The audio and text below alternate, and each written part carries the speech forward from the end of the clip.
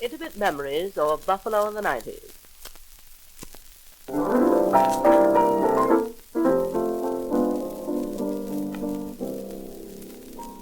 I brought culture to Buffalo in the 90s. When Wild was there, he visited my home.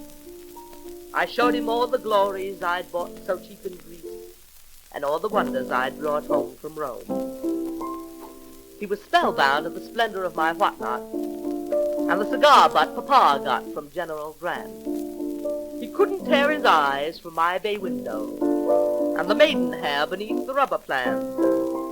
I brought culture to Buffalo in the 90s, the year I took the iron dog off our lawn.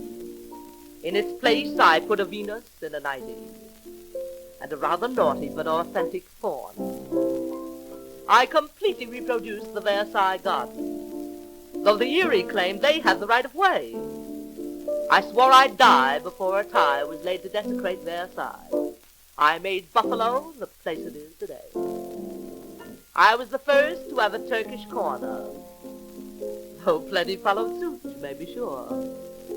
I produced a pageant based on Jackie Horner, and the deficit was given to the poor. I brought culture to Buffalo in the 90s. I made the natives conscious of the news. In my dining room I put boy extracting thorn from foot, and my guests that winter scarcely touched their food. The season that I gave my talks on yoga was one I felt I never could surpass. I had a negligee cut like a toga, and all my candelabra piped for gas. I brought culture to Buffalo in the 90s. When Wild was there, he visited my home, filled with all the treasures of the ages, and a nugget Uncle Nate had sent from Nome. I showed him over the house, right through the garret, and said, what one thing does it still require? When Oscar looked at me, I could not bear it. A match, he said, madame. A match to set the goddamn place on fire.